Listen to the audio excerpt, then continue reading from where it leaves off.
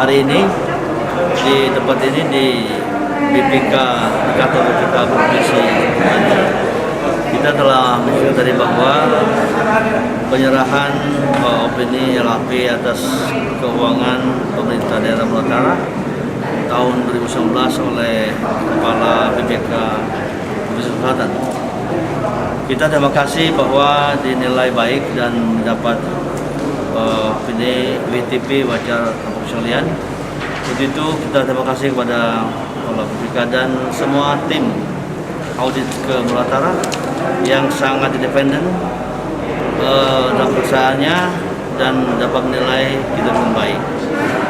Untuk itu kita berterima kasih dan kita tetap pertahankan untuk tahun ini yang ketiga kalinya sejak tahun 2017, 18, 19 ini, dan kita harapkan ke depan tetap pertahankan.